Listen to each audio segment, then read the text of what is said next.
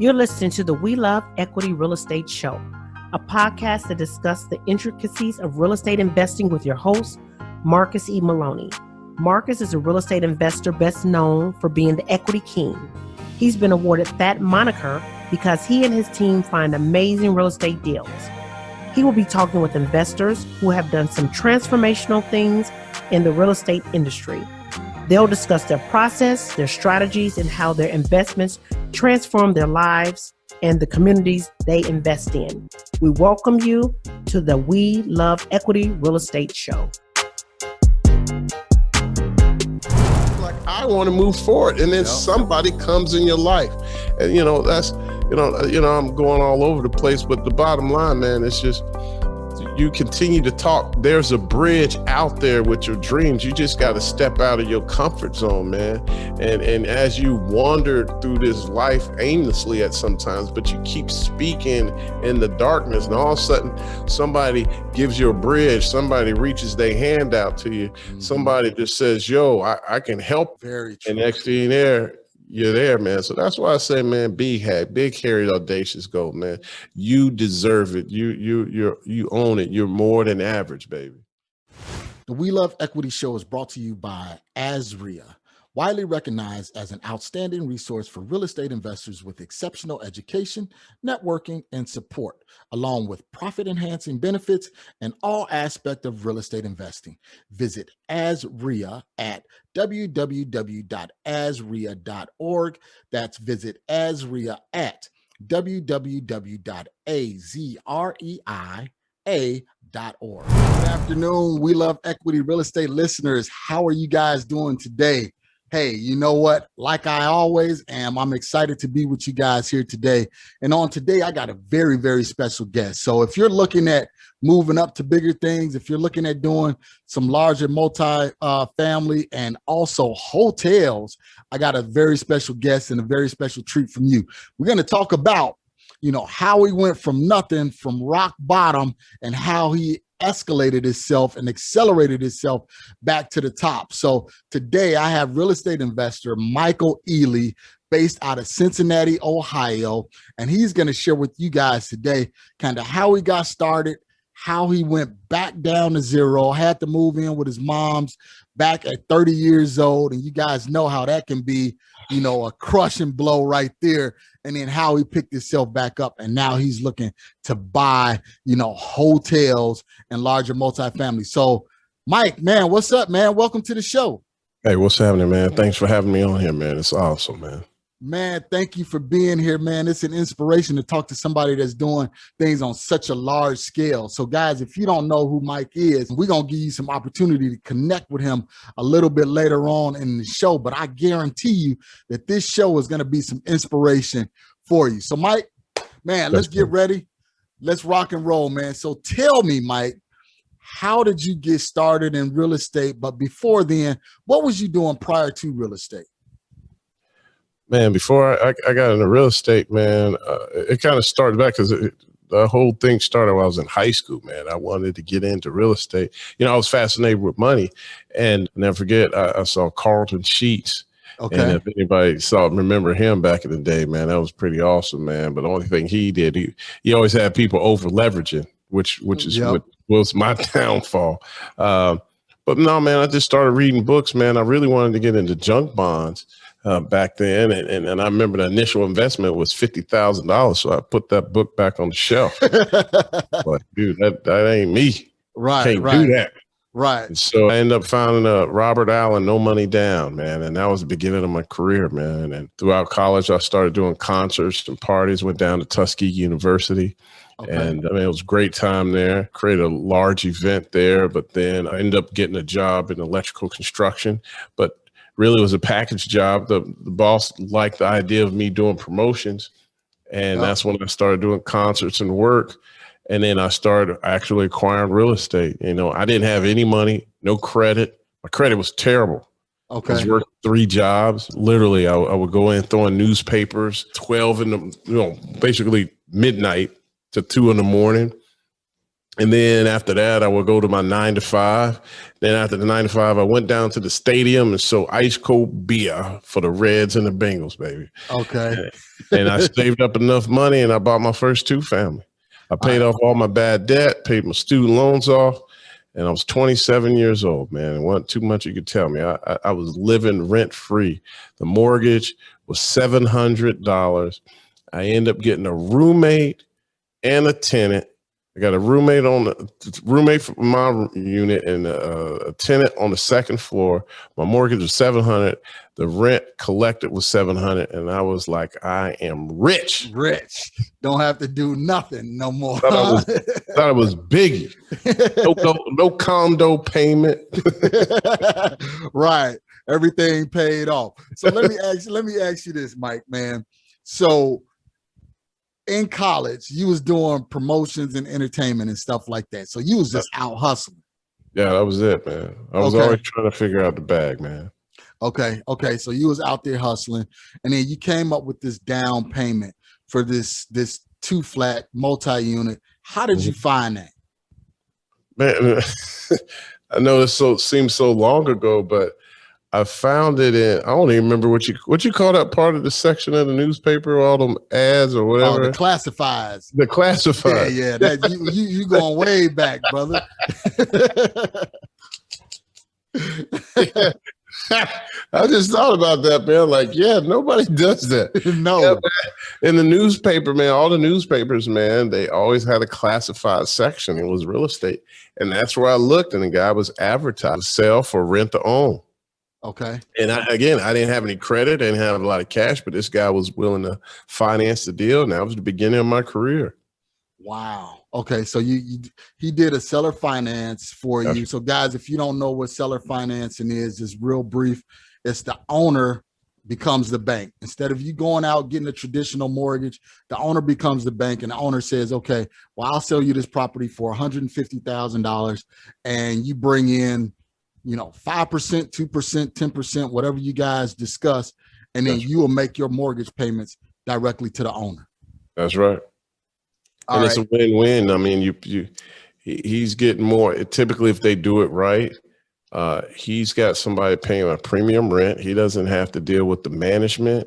He don't have to deal with the maintenance. Yep. And it's up to you. And typically, if he would have tried to sell it himself, he probably wouldn't got as much money. I think I paid like $70,000 for that. Okay. That was probably worth, if he would have sell it on the regular market, he probably only got 55, 60, 62. Okay. So you get a premium for, carrying all that. And yet he still enjoyed the cash flow. So it was a win-win. Right. And there was a benefit for you because, like you said, you had horrible credit. You really didn't have a ton of money. So it was like, okay, I can get into this without me really putting up a whole lot and stretching myself in order to do it. Man, I had $3,000 left to my name. And the guy wanted, I think, $3,000 down. Okay. And one of the things I learned, you can give people exactly what you want. You just got to be creative. And so I read that in the book. And so what I actually did was like, look, I'll give you the $3,000 down. Mm-hmm. I said, but you know what? I'm going to pay you monthly. So I'm going to pay you $1,000 down to kick it off. Then for the next 60 days, I'm going to pay you another $1,000 each month. And that's how I paid them off. And that's how I got in my first deal. I mean, they even financed my down payment, basically. See, there you go. And that's what I tell people, Mike. I tell people is you got to think creatively. You got to think outside of the box. And you can't be afraid to ask for what you want. Hey, man, if you don't ask, you won't receive, man. Closed mouth don't get fed, man. Squeaky wheel gets the oil, baby. That's right. That's right. So you got to get out there, guys. You got to get out there and talk and let people know exactly what you're doing and how you're doing it. Hey, like we say, barbecue and mildew, baby. There you go. There you go. So what we going to do around here? We're going to barbecue, baby. All right. So tell me, Mike. So you got off to a good start, man. What happened after that? And I'm going way back. So we're going in a way back machine and we're going to bring it up to current. I want people to understand what you had to do and what you had to go through. So after that, I ended up getting two 4 families, which I didn't have a lot of money down. I actually got the realtor to put up their commission as my down payment. Wow. Because I had to bring, I don't know, 3,000 or 6,000, or I needed 3,000 or I needed 6,000. Either way it went, I needed like $5,000, maybe more. And I was like, look, man, I can pay you at closing. So as long as we close the deal, we good. And I'm gonna close it on the 1st of the month. And he was like, why on the 1st of the month? I said, well, on the 1st of the month, I'm gonna get all the deposits. Rent. Yep. I'm gonna get all the rent. And back then they brought all the checks to the closing. They didn't credit your, now, don't credit nothing. Give me all that money. And they gave me a check. And I literally, at closing, I ended up getting 4,000 back. Yeah, I can't remember how much, but bottom line, whatever I received, I literally wrote a check, signed the check over to him, paid him off, gave him interest. And I was in another deal with no money down. And it was 2 4 families that rented for like $400 or $500 a month. I don't even think it was that much. It was like $350 to $400. Okay. I was getting 2 bedrooms. And so then that paid my car note and my insurance. So, now I've stepped up. I went from Biggie to Dave Chappelle. Right. You really Rick balling James. now. Hey, I was the Rick James. I'm rich, bitch. And so then after that, man, let's see. Then I got the 2 family I was living in rent free. The 2 family next door to me came up. I ended up getting that. That guy ended up financing my second mortgage. So the call sheet stuff worked, right? Okay. Yep. But it was actually pretty good. And then I think I ended up getting another 4 family in Avondale, all 2 bedrooms. Again, I had the owner finance the down payment. I mean, I was doing really good until I got these 2 full service car washes. Okay. So before we go to the car washes, Mike, slow down. Let me go back. Slow down. Rewind. So, let's go back. So you doing the Carlton sheets, no money down, all of this kind of stuff. What was the neighborhoods like that you was picking these properties up in? Oh yeah. Come on, be real with us. I ain't no real. I started off in the D and F neighborhoods, but I was in I started off in the West Side, which was Westwood. So I wouldn't necessarily call that a war zone, but it was definitely D+, C-. Okay. But that was where you could start, and I understood those neighborhoods, and it was a low barrier entry. Like you didn't, stuff wasn't selling for no 70, 100,000, 200,000. I could buy these houses for 10, 15, 20 grand and cash flow and get the same kind of return cash flow wise as the other areas. Now, appreciation wise, that didn't. So what that means is in Westwood, I could be all in something for 30, 35,000. I could rent it for 600, 700. I could still get that 12 to 18% cash on cash. But after 5 or 6 years, the house probably still worth $35,000. Yep. Right. So I just had a lot of great cash flow properties starting off. And I mean, it was great. It was great. But then I kind of lost my job. To this day, I don't know. And now my buddy, he passed away, so we can't get him to confirm it. But I don't know if they fired me or laid me off. It was one of the in-between. Was it on your day off, Mike?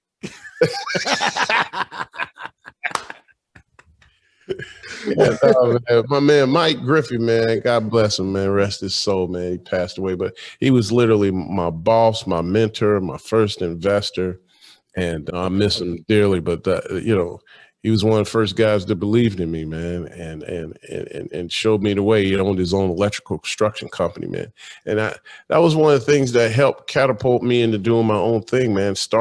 I would see people that look like me and grew up like me, and they were doing their things. Not just them, but I had a different perspective, different environment, which allowed me to continue to grow, and just know that was possible. Well, and the main reason why I asked you about what neighborhoods, because a lot of people have this idea of you got to be in the C plus B neighborhoods in order to really make some money. And I always tell them, I said, look, people in the lower end of the spectrum, they need housing also. So, you know, those D minus neighborhoods, I don't know about the F's, but you know, the D and the D minus neighborhoods, you know, and the C minus, these people still need places to live too. And like you said, they're going to cash flow good, but you're not going to get that appreciation. So it's kind of like, man, I'm glad you said that. I mean, but that's kind of the thought process, man. You know, get in where you fit in. Yep. And so, you know, I understood those neighborhoods. You know, I had other friends, you know, naturally they were white guys. They knew the nicer neighborhoods, but I didn't grow up around them. Right. You know, one of my friends, so I was actually scared of those neighborhoods. Yep. Right. This is what I knew. And so, but it created such a great skill set for me. I was in these low income neighborhoods, low income tax credits, and it taught me out of the box thinking on how to manage, how to lease, because, you know, if these weren't desirable neighborhoods, you couldn't just go out and lease properties like other people, you know. Yep. I had what they call guerrilla marketing. I literally went to all the bars, all the stores, because, you know, at the time, internet was picking up, but it still wasn't as prevalent. But it really was prevalent in those neighborhoods because they didn't have internet or they didn't even have a computer, and you didn't have a smartphone like that at the time. And so I would literally put these tear-offs in all the neighborhoods that they were in, and I would go to all these different agencies. And because of my out-of-box thinking, man, I was leasing 30-something. Matter of fact, I had a 48-unit building I bought, and it only had 8 tenants. Wow. I went down to an agency and leased the whole thing up in less than 60 days. So you had to lease up 40 units in 60 days. Well, I ain't had to lease it. It was supposed to take 6 months, but I was like, I ain't doing all that work. See, one thing, man, people got to realize I'm lazy, man. I ain't trying to do all that work. What's the best way to get this done real quick? And I already had success with, you know, working with agencies, and that's how I did it.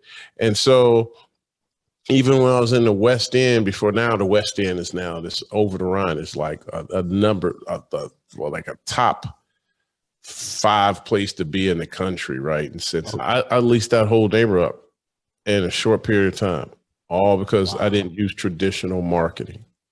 Okay. And it did extremely well. But understand, when you're in D and F neighborhoods, it's more management intensive.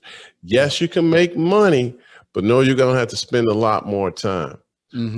If you're just starting, you don't have a lot of capital, you don't have a lot of resources, hey, whatever, do what you got to do till you get there. Yep. But if you can, man, starting off in a C neighborhood is great.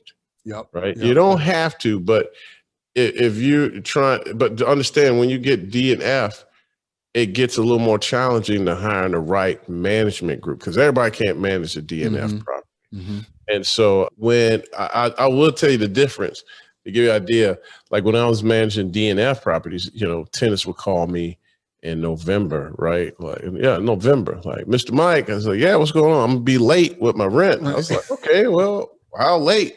I'll have it in February. Damn. Right. What happened?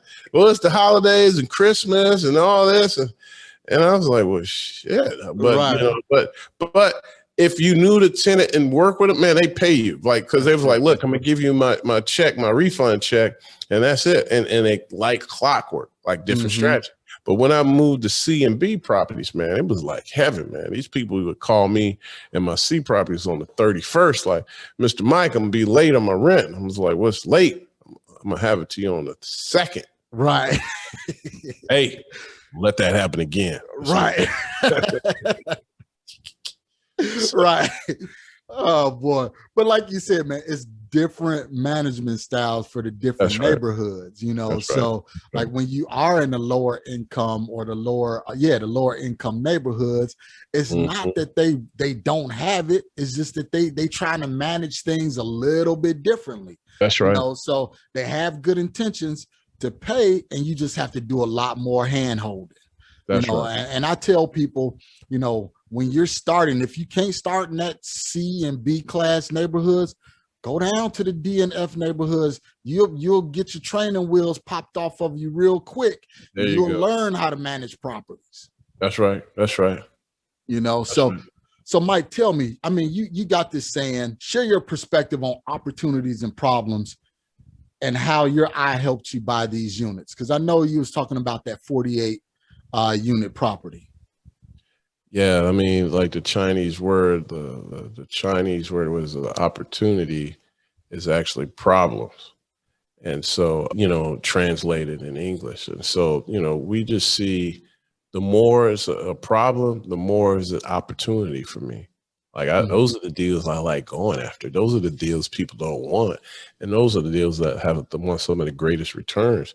Like I knew the highway was coming and it was all these abated properties all around the highway.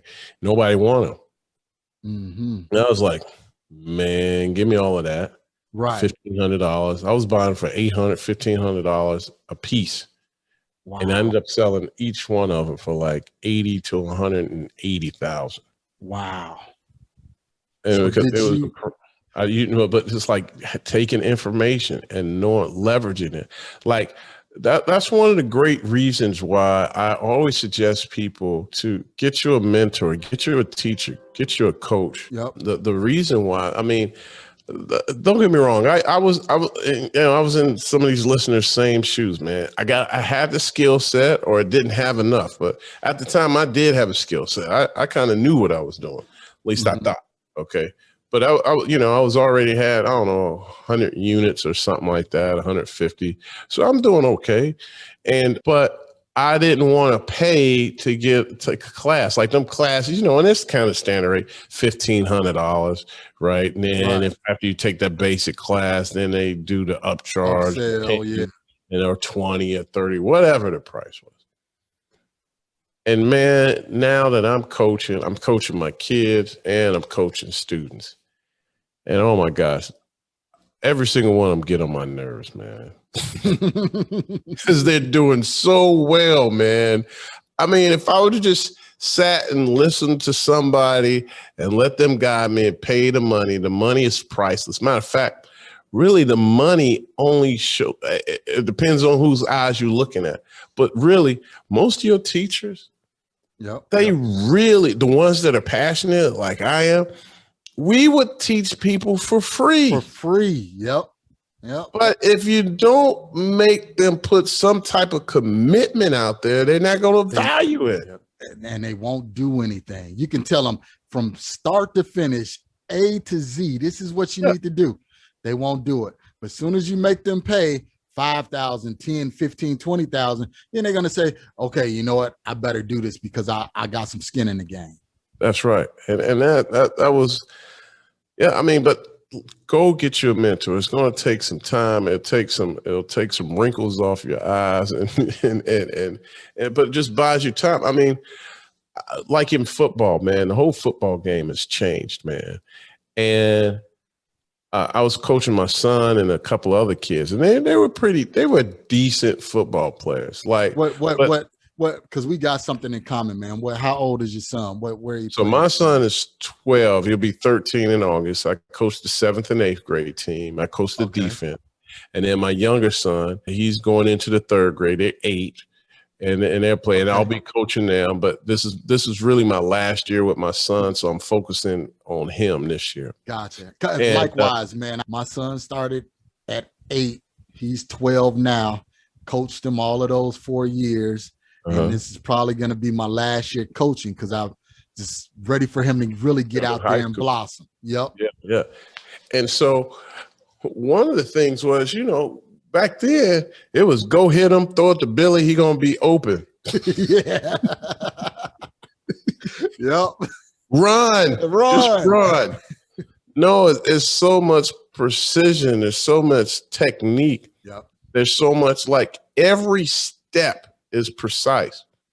Every move, every release. And when you have a teacher that's knowledgeable, man, you could they say it takes 10,000 hours to master something. Yep.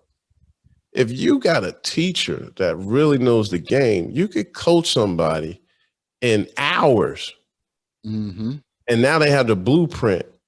But now if they're practicing perfectly for 10,000 hours, just imagine how great they were and how fast they get there. And I say all that, I showed my son and kids, and they first time going to a football camp, and everybody was all over them. Each one of them kids. It was like they just look like they know what they do. They ain't even see them play. It was ahead of the curve.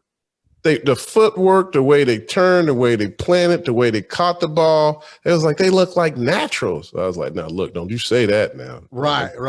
Don't blow the heads up. Yeah, and I was like, dude, that's 1,000 catches right there. Yep. You want to know why it looked natural? He did it 1,000 times. He still got 9,000 more to go. You know, that's one thing, man. Seeing the opportunity. But man, get you a mentor, teacher, and they can help you speed through that and still be yourself. And then the other thing is, even before you get in that, man, the mindset is everything. And so one of the reasons why I am successful, I thought outside the box, and not only just outside the box, I thought big. Because but it was because my surroundings, my environment, the things I got to experience was different. And I saw wealthy people. Yeah. And I saw, and them wealthy people were smiling.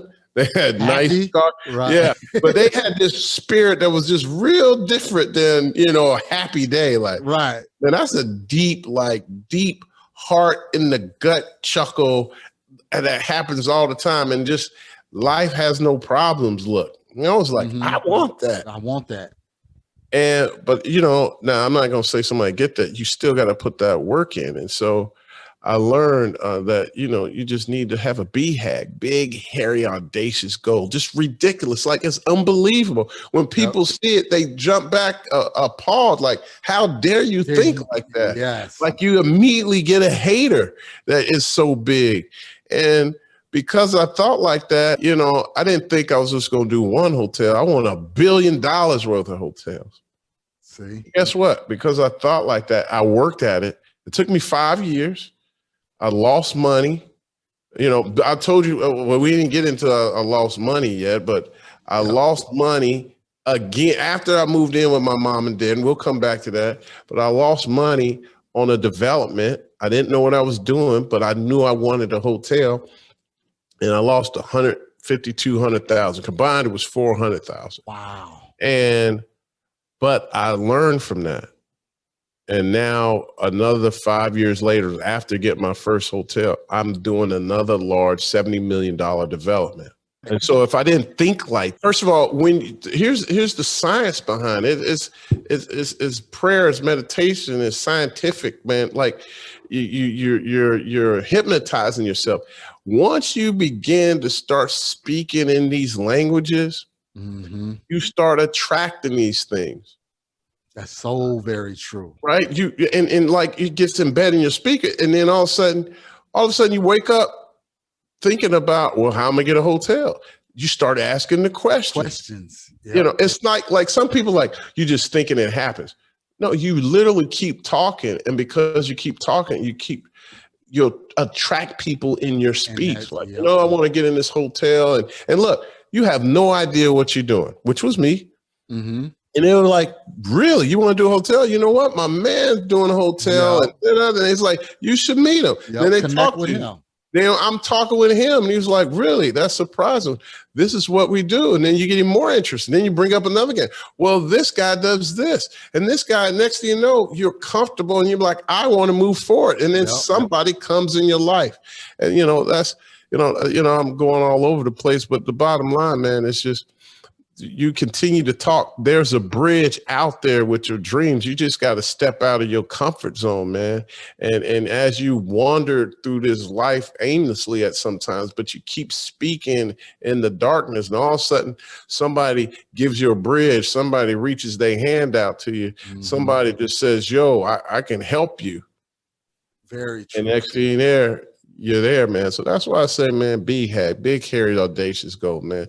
You deserve it. You own it. You're more than average, baby. And you know what the thing is, Mike? We all have the capability to do it.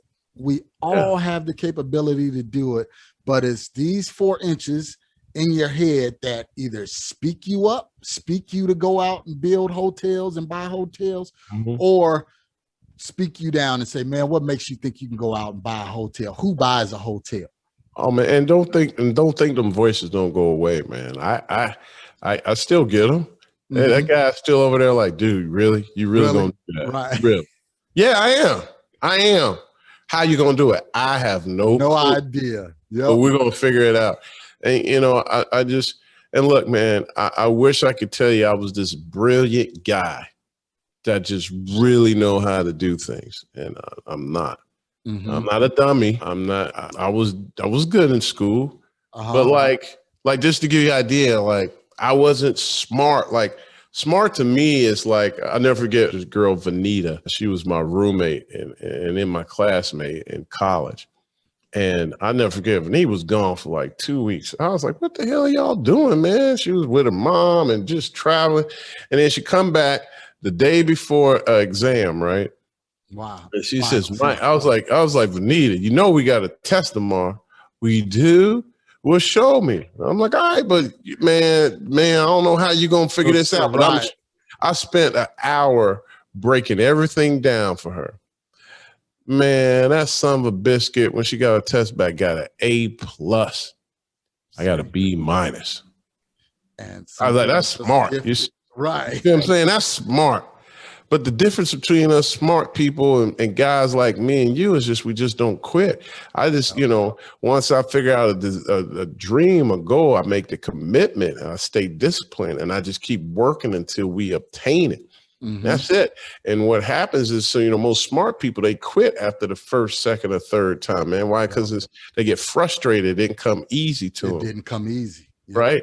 And so with me, I was always like, say 597 more times. And on the 600 try, not the 10th, not the 20th, not the 100th, the 600th try, I figured it out. Yep. Things start to break. So let me ask you this, Mike, because you talk about persistence and discipline and everything like that. You have built up this portfolio of rentals and you lost it all, man. How did that happen? And how did you pick yourself back up?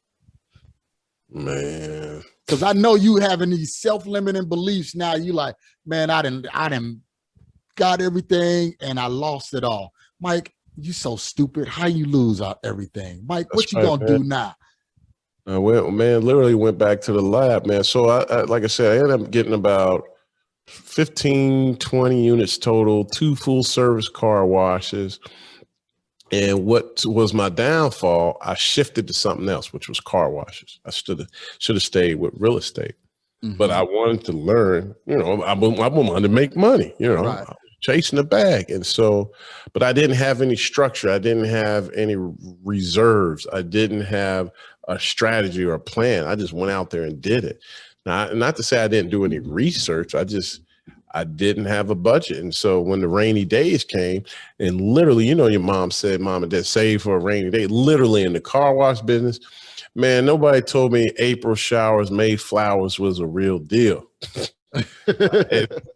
and literally, man, April and May, 2 years in a row, it rained every day and kind of shut my car wash down. Wow. Like I couldn't do nothing. Like literally I would drive to the car wash and it'd be like this black crowd. Like literally I'm driving to work, clouds are clear. But as soon as I get to the car wash, it was just black and raining. Pouring down, huh?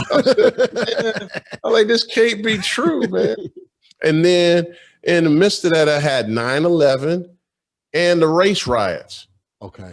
And this all happened within a year and a half, man. And I ain't gonna lie, I quit. But it wasn't, I can't even say I quit. It was a wrap, man. Like no business. I didn't have money. I was robbing Peter to pay Paul. And that took me all the way down. And then I started losing everything. Okay. And I even almost lost my mind and got evicted from my own home. And then at that time, and I even got, I was couch surfing. Okay. And then I'll never forget, I even got arrested. Wow. I got arrested. I'll never forget, because when they were foreclosing on me back in the day, man, they were such a big foreclosure and fines. when they foreclosed on me, they never took the property out of my name. They waited till like, even after they foreclosed, they should transfer it out of your name in, 3-4 weeks. They waited over 8 months to transfer it out of my name because it's a process back then it was a process to get it and then resell it. They were literally almost waiting till they resold it to transfer out of my name. So in the meantime, these buildings were getting fines. And next thing you know, by the city and stuff like that. Okay. And then I'll never forget the car, getting a car accident. Wasn't my fault. The guy totaled it. And I just had that car. Like, it was just raining and pouring. Like, I had 2 or 3 cars get totaled, man. One was parked on the street. Bam, that's all I had. But I was kind of actually happy because I was about to get the car repo. So that saved you. I was like, I'll never forget that guy hit my car. And he was almost knocked out. I was like, oh my gosh, you okay? You okay? He was like, yeah. And I was like, oh, you got insurance? Right. Yeah. Okay. Well, everything's going to be okay. Right. I didn't even have insurance on my car, man. I think I had liability. And so I lost that. And then I remember borrowing some money I took that money from the car. And I borrowed a little bit of money, and then I bought my sister-in-law's car, and that car got totaled. But then I got arrested, but I'll never forget calling my mom, "Mama, come get me! I ain't made for this." Right, there's some things I could do, but this ain't one of them right here. But yeah, I lost that, and then I ended up moving back home with my mom. Thanks to my mom and dad. And this is at 30. At 30, man, went back to the lab, man, and I figured it out. And I ended up getting 2 investors that I went to school with, man, Keith and Odell. And so before we do that, Mike, let's take a brief break, hear a word from our sponsors. And then when we come back, we want to talk about how you lift yourself up, off the pavement and got to where you're going right now. So let's hear a brief break from our sponsors, and we'll be right back with Michael Ealy. Finding real estate deals can be a challenge, but with the BHAG, it doesn't have to be. BHAG has created a one-stop solution for all your real estate needs, so you can find more sellers, close more deals, and maximize revenue. BHAG offers a comprehensive suite of lead-generating tools that cover text messaging, skip tracing, finding comps, and much more. BHAG help you simplify, manage, and organize all your data in one place. BHAG will help you stack your lists and identify properties that appear on multiple lists and have multiple distress indicators. These sellers are likely to be highly motivated and eager to sell. Get the most powerful and complete lead generation platform in the industry. Locate sellers, buyers, and lenders nationwide in seconds. Go to BHAG.io and use promo code WeLoveEquity. All right, guys, we are back with Michael Ealy, real estate investor based out of Cincinnati, Ohio. We are talking about how he went from the bottom to the top, back down to the bottom. Now we're going to talk about his rise back to the top. So I wanted Mike on today to let you guys know that you got to have a certain level of persistence, grit, and determination in order to do this. Mike didn't start out with 100,000 in the bank, 200,000 in the bank. He started out with a little bit of nothing. And I'm pretty sure some of you guys that's listening, putting your hands in your pockets and coming up with lint, and you thinking the same thing. I really don't have much. How can I get started in real estate? And Mike is going to share with you now how he picked himself back up, after being down and hitting rock bottom. So Mike, tell us, man, how did you do it? You said you went back into the lab. Yeah, man. And then I was like, man, I know what I'm doing, but I ended up getting my real estate license. And then I studied more. I read everything from religion to businesses to how people came in power, and I put it to work. And so I ended up coming across 2 deals where I bought one. Well, I ended up getting investors, and I worked for a fee. I took a realtor fee, I took a management fee, I took a construction management fee, and when I sold it, I took a fee. And so with that, I found a deal, let's say it was 27,000, they put 10,000 in work. I took fees all the way across and managed it. And then I ended up selling it for $60,000. So they ended up putting 15, 20 in their pocket. I put 7 in my pocket. I did all the work and they were completely hands off. They were a passive investor. And then I did it again for another investor. Then after that, I realized I got it. Right. And then as I kept working at it, just people reached out to me. I'll never forget. I had a phone call. The guy was looking for a 4-family. And that call ended up being my real first big investor. He lent me $200,000 at 2%. I'm sorry, wow. $200,000 at 10%, 2 points. Okay. And that was the beginning. And I'll start buying properties, flipping them. And I would flip right with his money. And I'll have other properties like a single family in Westwood that I have this money as well. But I'll flip this property. I'll net 30, 40 grand. I'll take 30 of that, pay that loan off with him. Now on that free and clear, I'll take another 5,000, put it away to pay my bills for the next 2-3 months. And I kept it moving. And I just kept building. I didn't buy the car. I didn't buy the watches. I didn't buy the clothes. I didn't do anything, man. I just kept reinvesting. Okay. And then I got into multi-units. So you found this investor that really was loaning you the money. He was the bank. So instead of you going to the bank, because you couldn't, because you had cars foreclosed, properties foreclosed, and everything like that. That's right. No credit, no cash. Yep. And it was all on this relationship, basically. That's right. And that's what I tell people is you got to get out there and you got to have these relationships. So now after you started doing this for a while, Mike, how did you pivot into the larger multifamilies and then hotels, man? That's it seems almost mind-boggling how you went from the bottom and then you worked by flipping and now you're in larger multifamilies and hotels. The season opportunities, man. That was it. I ended up being I was state I got my realtor license and I transferred to this group that they were doing developments. So I would just watch what they were doing. And one day they come in and was like, yo, we got this 28 unit we don't want. I think you were into that. I was like, yeah. He's like, you can manage it. And it's got reserves. And, it had 16,000 in reserves. Like, you can have it. And if you like it, buy it. And I was like, what do you need? Nothing. I'll come back and buy it from you in 2 or 3 years. And that was the beginning of me doing larger units. And then I closed. I was successful. I did what I said I was going to do. And then a portfolio came out and I ended up buying 3 or 4 more units. And every deal we made money. And I learned so much. And I put my own management team together.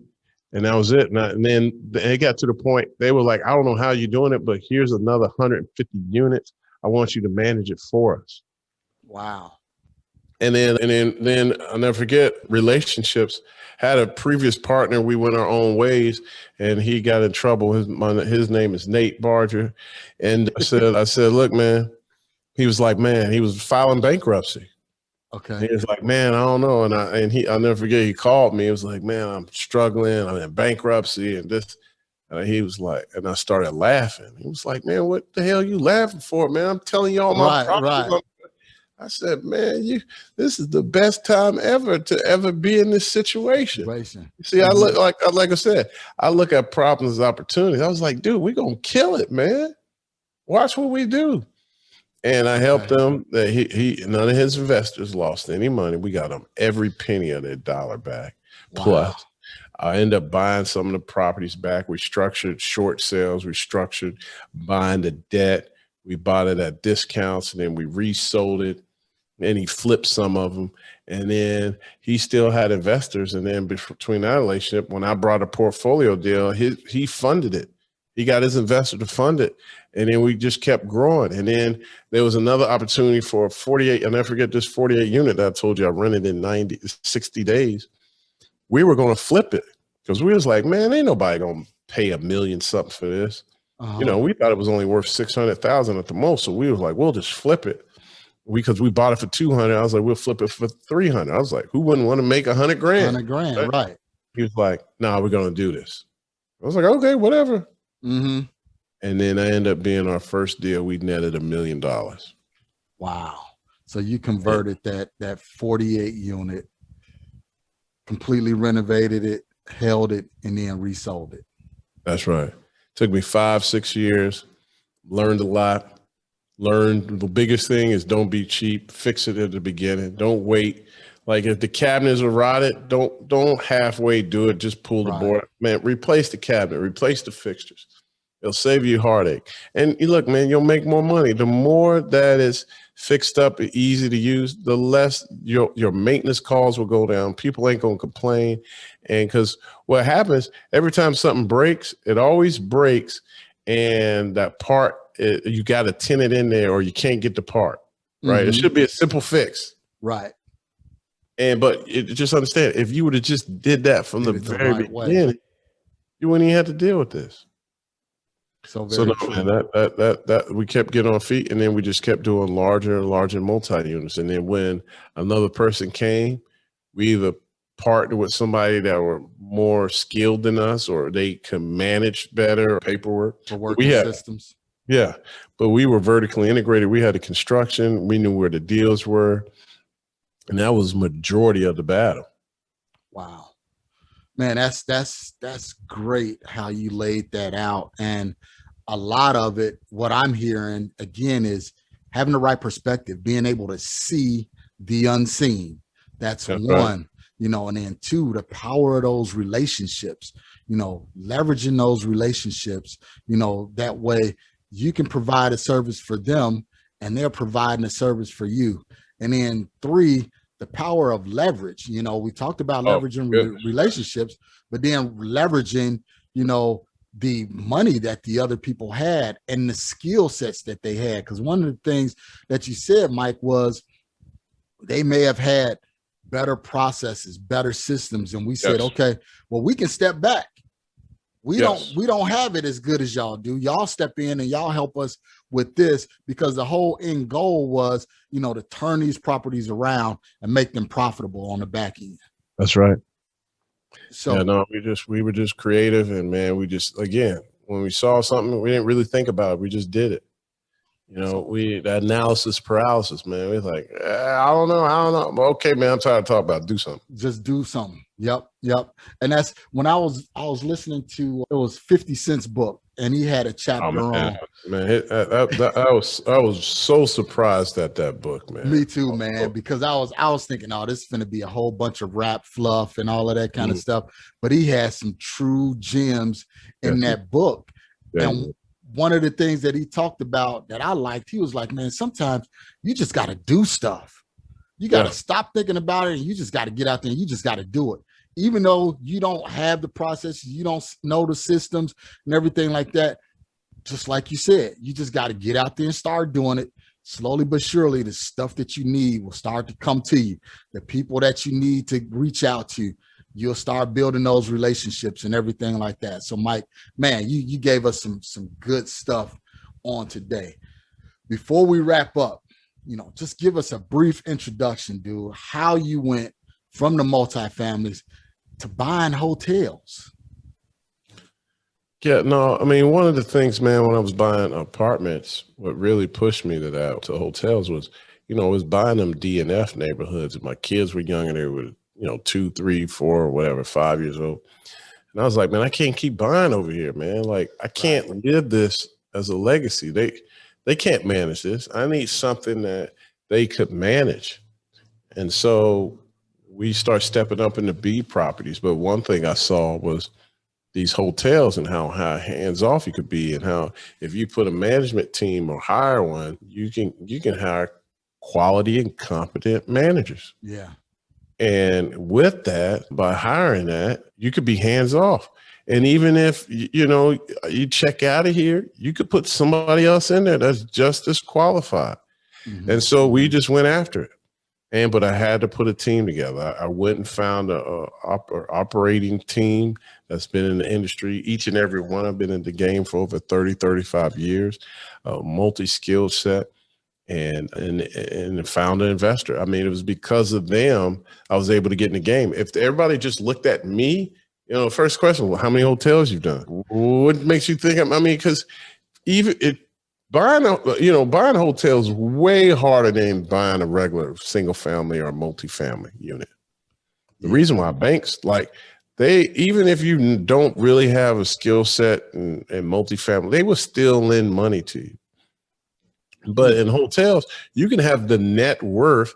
And if they don't see that you ran or operate hotels, or you don't have an operator, or you don't have the right team in place, they're not going to give you nothing. And you could be I know billionaires that couldn't get funded or get a franchise agreement because they had no experience in the hospitality. Wow. Yeah, because there is a lot of moving pieces, when it comes to hospitality. God. It's not just the property. Really, it's more customer service and management driven than anything. Yeah, but it's a lot of moving pieces. But, what happens, some people get so caught up in the grid of it. I give the big picture and we go from there. Okay. Sounds good, man.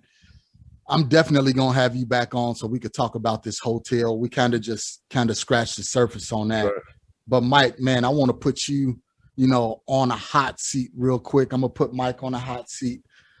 Mike, what would you do differently starting out if you would do anything differently? Man, if anything, I probably would have got a teacher earlier. That's it. I don't think I would do anything different. The biggest thing, I would have got me a teacher. I would have got some people to help me in the game. But the bottom line, you just got to go out there and do it and just don't quit. That's it. Okay. So that kind of answers the second question is, what is one characteristic you believe every high producing investor needs? I'll just say one that you constantly said throughout this whole podcast was persistence and grit. I mean, because it don't come easy, and a lot of stuff comes at you, man. And so just take what you can manage and go from there. Don't overwhelm yourself. It'll all come together. Mm-hmm. Okay. And share with us, man, we ain't even get a chance to talk about your book, From Broke to Millions. Share with us your book, kind of what's in it, where can we get it, where can we find it, and then how can we follow you?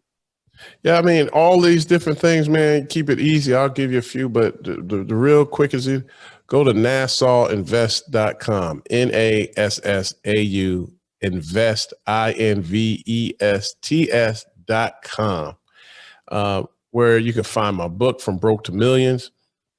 It talks about everything, how I literally went from broke and started doing large multi-units, and I go into detail how to calculate, how to analyze it as well.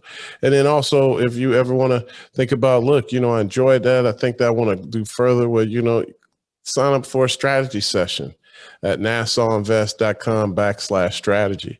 And you'll sign up and one of my team players will talk to you. Like, man, look, even if you don't take the class, we help people that like, look, can you just help me with this deal? I don't understand, or I did. We save people literally over millions of dollars from simply just telling them no.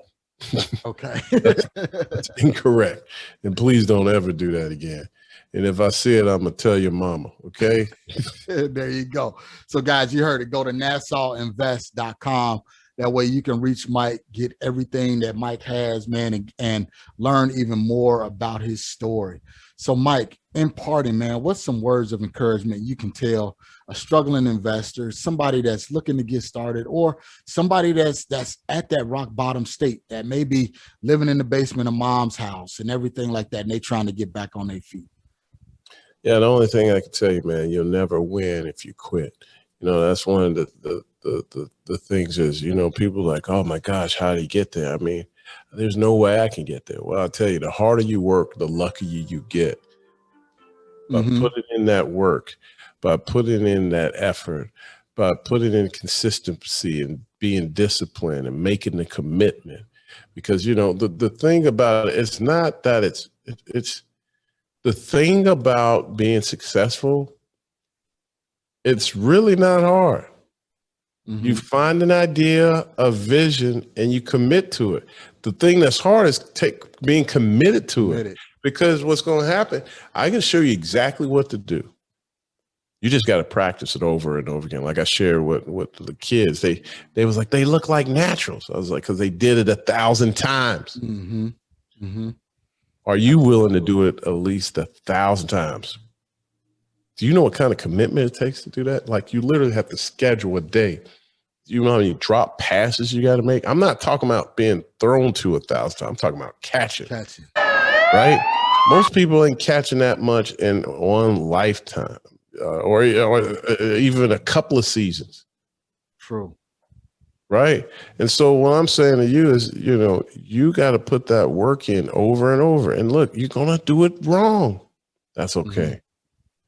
Just don't quit and be committed. Because look, I'm going to tell you now, you're going to screw up. You're going to fail. You're going to get frustrated. And that's the tough part, getting back up. Because guess what? As soon as you get back up, you're going to get punched in the face again and knocked right back down. Yep. And you got to get back up again. Especially whenever you're challenging yourself to do something that you've never done before. You've never done it before. So you have to expect that there's going to be some level of failure. And once you hit that level of failure, then it's like, okay, I got to get back up because I've never done this before. So let me find the person that have done it before and let me kind of piggyback off of them and bounce ideas off of them and say, hey, what do you think about this? And be willing to accept that word that you use, Mike, no. Be willing to accept that no and say, okay, you know what? This person knows more than me. He said no or she said no. Let me ask them why no. And because they said no, now let me go in another direction and see if I can still come out with a positive outcome. That's right. That's right. So, Mike, I want to appreciate you, brother. Thank you for being here, man. I'm pretty sure and I know that the family, the We Love Equity family, really gained some insights and some inspiration and encouragement from you and your story on today. Brother, I applaud you for everything that you're doing. It's an inspiration to me. I know you know my guy, John Casman. Both of you guys are doing some amazing things in the multifamily space, in a larger deal space. So thank you. And I really appreciate you being here. Hey, thank you. And thank you for sharing your platform with me, man. And look, man, to all your listeners, man, hey, you're just one big deal away, baby. Just put that work in. Appreciate you having me on, brother. All right. Thank you. All right, guys, I'm fired up. I'm ready to go. I am ready to expand my vision of what I have on my vision board to doing larger deals, doing more things. Anytime you can talk to somebody that's buying hotels and transitioning hotels, that lets you know that, hey, flipping, single families, things like that, if that's what you want to do, fine. Just do it on a greater and grander scale. And then do things that fits within your life. If you want to live the life that you want, the possibilities are out there. The possibilities are endless. I just wanted to have Michael on today to share his thoughts, to share what he's doing, to share how he started from nothing, gained it, lost it all, gained it back, and now challenging himself to even more and greater deals. So again, guys, you know what to do. Take action, get out there. Remember that the opportunities are out there. You just have to have the right perspective. Open up your eyes and see the positives and the negatives that surround you. It's Marcus Maloney, the Equity King. I'm signing off. Remember, if you have not become a family member, make sure you subscribe. Subscribe to the podcast. Subscribe to the YouTube channel. Friend me on Facebook and Instagram. All of my handles are down below. All of my handles are at MRCS Maloney. We would love to join you. We would love to provide more content like this to keep you inspired and to keep you going. So remember, as always, to enjoy the journey. Thank you for listening to today's show. I picked up some great actionable items, and I'm sure you did as well. If so, let me know. You can always reach me via social media at facebook.com/MRCS Maloney, Twitter at MRCS Maloney, and of course, IG at MRCS Maloney. You can also always reach me via email at mmaloney@equityri.com. Make sure you reach out to our guest as well. You can always find their contact information in the show notes below. If you have not subscribed already, what are you waiting for? Join the family. And while you're at it, leave us a 5-star review. This is how we tell if we're providing you with what you need for your journey. If there's someone you would like for me to interview, or if there's a subject matter you would like for me to cover, please let me know. Finally, if you're looking for additional information about real estate investing, go to equityrealestateblog.com. Also, youtube.com/Marcus Maloney. Until next time, family, always enjoy the journey.